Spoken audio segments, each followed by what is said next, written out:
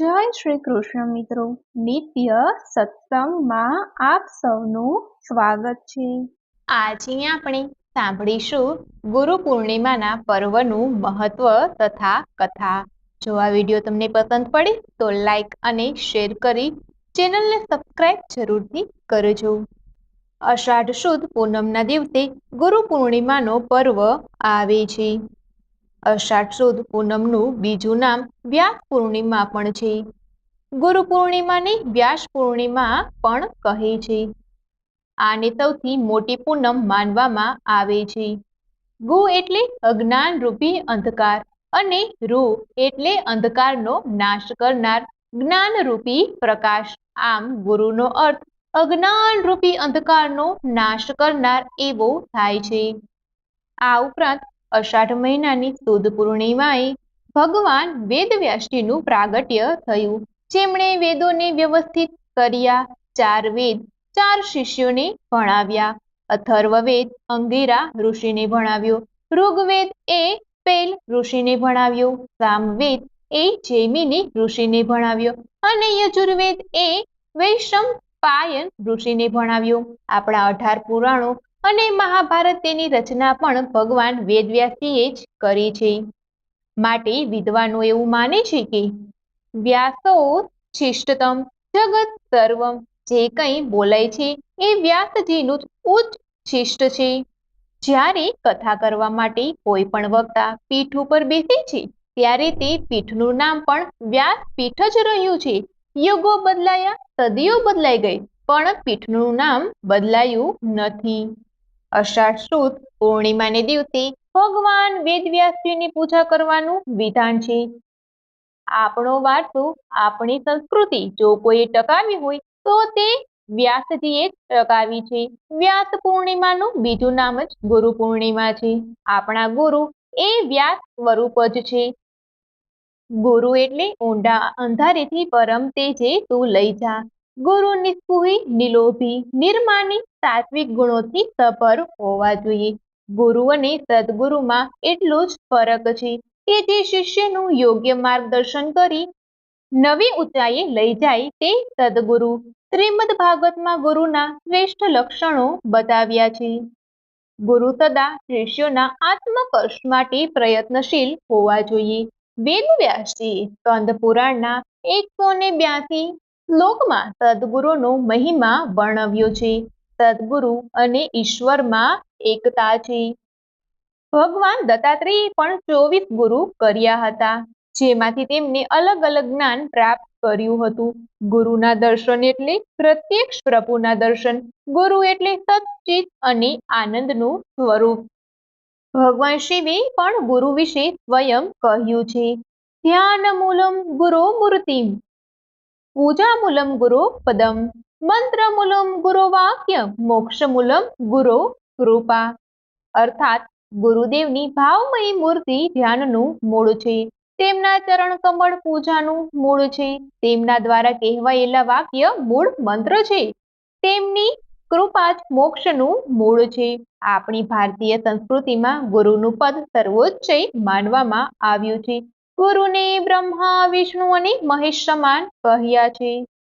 આપણા મનની અંદર સાત્વિક વિચારનું સર્જન કરવાવાળા ગુરુ બ્રહ્મા, આપણા સાત્વિક વિચારો ટકી રહે તેની સંભાળ લેવા વાળા ગુરુ વિષ્ણુ છે। આપણી અંદર રહેલી વિકૃતિઓ એનો નાશ કરવા માટે ગુરુ શિવ છે। એક અર્થમાં જોઈએ તો ગુરુ શિષ્યને માટે ભગવાન જ છે। ભગવાન તુલસીદાસજી મહારાજે પણ તુલસીકૃત રામાયણનો આરંભ જ ગુરુ વંદનાથી કર્યો। રામાયણની પહેલી ચોપાઈ, જેમાં ગુરુના ચરણની રજનું મહત્વ છે। જીવનમાં શિક્ષણ આપનારો ગુરુ મળવાનું તો સહજ થઈ જાય છે, પરંતુ જીવન વિદ્યા અને આધ્યાત્મ વિદ્યા પ્રદાન કરનાર ગુરુનું મળવું મુશ્કેલ હોય છે। ગુરુનો મહિમા અનંત છે, તેમનું થોડુંક પણ સાનિધ્ય જીવાત્માની સદગતિ પ્રદાન કરે છે।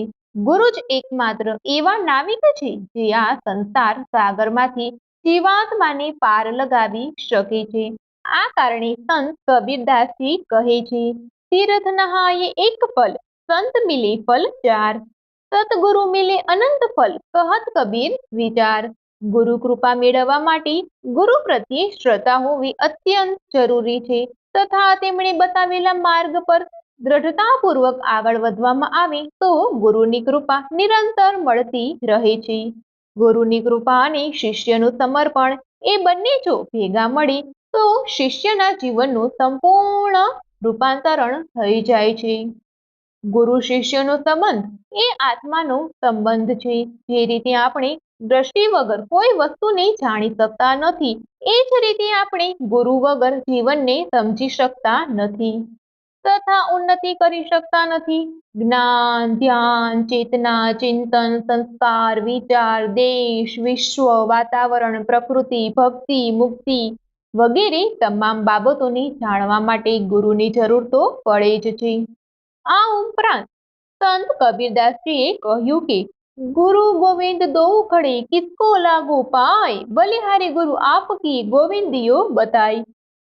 આ શ્લોકમાં કબીરદાસજી એવું કહે છે કે ગુરુ અને ગોવિંદ બંને સામે ઊભા છે તો પહેલું પ્રણામ કોને કરવું જોઈએ?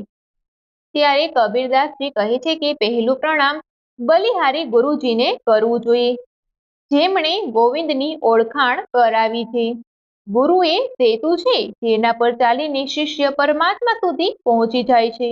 સાંસારિક સંબંધ એ છે જે શરીર અને મનના રાગદ્વેષ સુધી સીમિત રહે છે, જ્યારે આત્મિક અને આધ્યાત્મિક સંબંધ એ છે જે શરીર અને મનના પરિષ્કારની સાથે જ આત્માની ઉન્નતિ, પ્રગતિ અને મુક્તિ સાથે પણ સંબંધિત હોય છે. ભગવાન વેદવ્યાસજીએ વેદો ઉપરાંત 18 પુરાણો, બ્રહ્મસૂત્ર વગેરે 800 ગ્રંથોનું પણ સર્જન કર્યું છે. તે ગ્રંથો માનવજાતને સાચો માર્ગ બતાવવાનું કાર્ય કરે છે. ભગવાન વેદવ્યાસે લોકોના અંતઃકરણને જ્ઞાનના દિવ્ય પ્રકાશથી પ્રકાશિત તથા પ્રજ્વલિત કર્યું, એટલે જ ગુરુના રૂપમાં પ્રથમ પૂજન તેમનું કરવામાં આવે છે. ગુરુ પૂર્ણિમાના દિવસે પ્રાતઃકાળે સ્નાનાદિથી પરવારી ગુરુની પૂજા કરવી જોઈએ. ગુરુના ચરણ ધોઈ ચરણામૃત લેવું અને યથાશક્તિ ગુરુના ચરણોમાં ભેટ મૂકવી જોઈએ તથા ગુરુના આશીર્વાદ પ્રાપ્ત કરવા જોઈએ. ગુરુ શિષ્યને આશીર્વાદ આપી મોક્ષના દ્વાર ખુલ્લા કરે છે. ગુરુ અને શિષ્યની આધ્યાત્મિક પ્રેમની ઉજવણીનો દિવસ એટલે ગુરુ પૂર્ણિમા. શાસ્ત્રો અનુસાર ગુરુ ભક્તિ ત્યારે જ સફળ થાય જ્યારે સદગુરુના વચન ઉપર આપણે વિશ્વાસ રાખીએ. ગુરુની આજ્ઞા માનવી એ જ ગુરુ ભક્તિ છે. પ્રાચીન કાળમાં જ્યારે શિષ્ય ગુરુ આશ્રમમાંથી ભણીને જાય ત્યારે ગુરુને ગુરુ દક્ષિણા આપતા. અત્યારના સમયમાં આપણે ગુરુને દક્ષિણા શું આપી શકીએ? આપણી પાસે દક્ષિણા આપવા માટે એક જ વસ્તુ છે, જેનું નામ છે સમર્પણ. શિષ્ય જ્યારે સમર્પિત થઈ જાય ત્યારે તેને જ્ઞાન મળે. એનું ઉદાહરણ અર્જુન છે. ગીતાજીના 2જા અધ્યાયમાં અર્જુન ભગવાન શ્રી કૃષ્ણને સમર્પિત થયા ત્યારે તેમને જ્ઞાન મળ્યું. પરીક્ષિત મહારાજે જ્યારે સુખદેવજી મહારાજને સમર્પિત થયા ત્યારે તેમને શ્રીમદ ભાગવતનું જ્ઞાન મળ્યું અને નિર્ભય બન્યા. આ સિવાય આપણે ત્યાં પ્રથમ ગુરુ એ માતા પિતા છે. બીજા આપણા દીક્ષા ગુરુ છે, જેમણે આપણને મંત્ર દીક્ષા આપી છે અને ત્રીજા આપણા શિક્ષા ગુરુ છે, જેમણે આપણને શિક્ષણ આપ્યું છે. આ બધા ગુરુજનોનો આદર કરવો એ જ ગુરુ પૂર્ણિમાનો સંદેશ છે. આ ઉપરાંત ગુરુ અને શિષ્યનું ઉદાહરણ આપતી પ્રાચીન કથાઓ પણ છે, જેમાં શ્રી કૃષ્ણ ભગવાન અને સાંદીપની ઋષિ તથા શ્રી રામ ભગવાન અને વિશ્વામિત્ર ઋષિની કથાઓ છે, જેમાં ગુરુ અને શિષ્યનો અનંત પ્રેમ દેખાય છે. તો મિત્રો, આ હતું ગુરુ પૂર્ણિમાનું મહાત્મય. જો આ માહિતી તમને પસંદ પડી હોય તો વિડીયોને લાઈક અને શેર કરી ચેનલને સબસ્ક્રાઇબ જરૂરથી કરજો. જય શ્રી કૃષ્ણ.